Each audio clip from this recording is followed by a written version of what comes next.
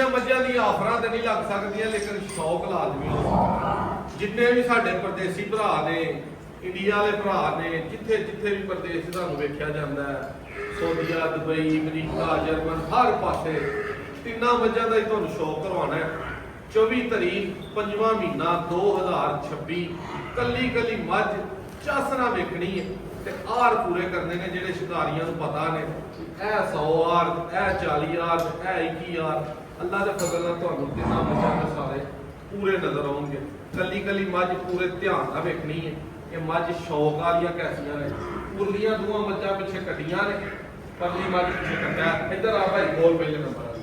ਇਹ ਮੱਝ ਦੀ ਨੀਲੀ ਦੀ ਪਿਓਰ, ਇੱਧਰ ਲਿਆ ਦਰਾ ਮੱਝ ਵੇਖਣੀ ਹੈ, ਮੱਝ ਨੂੰ ਚਮੜੀ ਵੇਖਣੀ ਹੈ। ਔਰ ਤਿੰਨੇ ਹੀ ਮੱਝਾਂ ਜਿਹੜੀ ਦੁੱਧ ਦੀ ਗੱਲ ਹੈ, ਉਹ ਜਿਹੜਾ ਕੋ ਭਰਾ ਆਉਂਦਾ ਵੀ 20-22 ਕਿਲੋ ਦੁੱਧ ਮੈਂ ਚੋਇਆ ਨਹੀਂ, ਉਹ ਭਰਾ ਮੇਰੇ ਨਾਲ ਰਾਬਤਾ ਕਰੇ, ਉਹਨਾਂ ਦੇ ਹੱਥ ਦਾ ਕੈਮਰਾ ਪਾਓ ਤੇ ਇਹਨਾਂ ਚੋਂ ਆ ਕੇ ਤਸੱਲਾ ਦੇ ਨਾਲ ਜਿਹੜਾ ਨਾ। ਵਾਲੇਕੁਮ ਸਲਾਮ। ਤੋਰ ਬੋ ਇਹਨੂੰ ਜ਼ਰਾ ਸਿੱਧੀ ਨੂੰ। ਉਹ ਤੋੜਾ ਪੁੱਤਰ ਇੱਥੋਂ ਚੁੱਕ।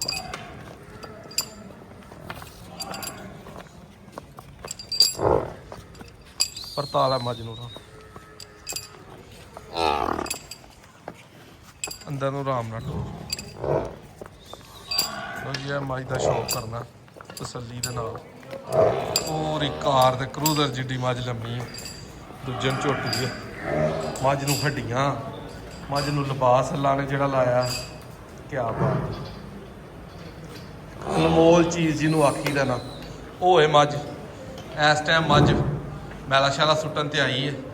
ਸੂਈ ਨੂੰ 13-14 ਦਿਨ 15 ਦਿਨ ਉਹ ਚੱਲੇ ਨੇ। ਮੱਝ ਦੇ ਕੋਲ ਪੱਕਾ ਜਿਹੜਾ ਜੈਨੂਇਨ ਦੁੱਧ ਹੁੰਦਾ ਨਾ, ਠੰਡਾ 20-21 ਸਿਰ, ਉਹ ਹਾਜ਼ਰ ਮੌਕੇ ਮੌਜੂਦ ਹੈ। ਕੋ ਭਰਾ ਜਿਹੜਾ ਸ਼ੌਕੀਨ ਹੈ ਮੌਕੇ ਤੇ ਆਏ, ਆ ਕੇ ਤਸੱਲੀ ਨਾਲ 2 ਟਾਈਮ ਚੋ ਸਕਦਾ। ਖਲੋਈਆ ਬਈ ਜਵਾਨ ਉੱਥੇ ਹੀ ਰੱਖ ਜ਼ਰਾ ਮੱਝ ਨੂੰ। ਇੱਥੇ ਮੱਝ ਦੇ ਪਹਿਲਾਂ ਪੂਰੇ ਦਰਸ਼ਨ ਕਰਾ। ਮੱਝ ਦੋਸਤੋ ਪੂਰੀ ਫੁੱਟ ਬਾਹਰ ਹੋਏਗੀ। ਟੋਰੋ ਜੀ ਇਹਨੂੰ ਇੱਧਰ ਨੂੰ। ਹੈਂਡਲਾ ਬੰਬ ਹੀ ਹੈ ਮਗਰ ਹੈ। ਬੜੇ ਪਿਆਰ ਨਾਲ ਪੁੱਤਰ ਹੌਲੀ ਟੋਰ, ਬੱਚਿਆਂ ਦਾ ਹੈਰਵਾ ਕਰਦੀਆਂ ਨੇ। ਇਹ ਜਿੱਤਲ ਮੱਝ ਦਾ ਸ਼ੌਕ ਕਰਨਾ।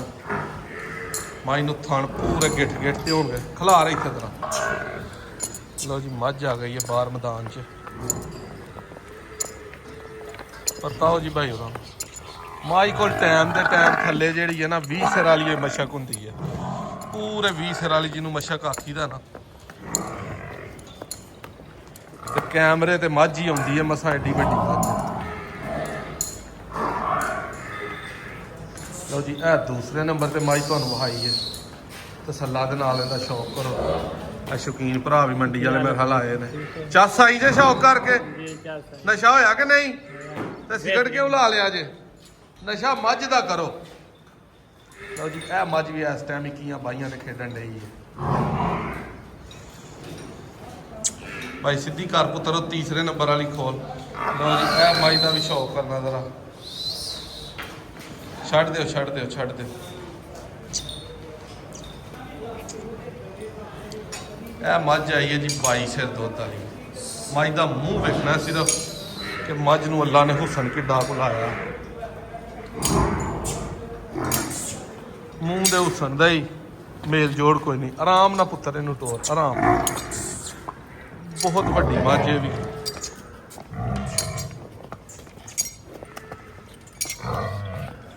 ਇਹ ਮੱਝ ਕੋਲ ਤਿੰਨਾਂ ਮੱਝਾਂ ਜਿਹੜੀਆਂ ਆਈਆਂ ਉਹਨਾਂ ਦਾ ਦੁੱਧ ਬੱਚੇ ਦਾ ਕਰਦੀ ਹੈ। ਫਿਰ ਚੱਲ ਪਿਆਰ ਨਾਲ ਖੜ ਸੋ ਅੰਦਰ ਇਹਨੂੰ।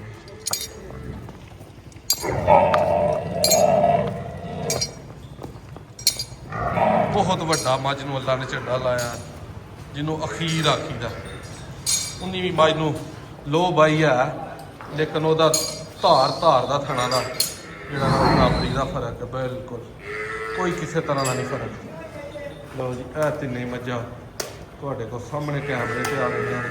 ਇਹਦਾ ਤਾਂ ਇੱਥੇ ਸ਼ੌਕ ਕਰੋ ਭਾਈ। ਆ ਸਮਾਈ ਦੀ ਪੂਛਲ ਫਾੜ ਜਰਾ, ਭਰਲੀ ਦੀ ਪਹਿਲੇ ਨੰਬਰ ਵਾਲੀ ਜੀ।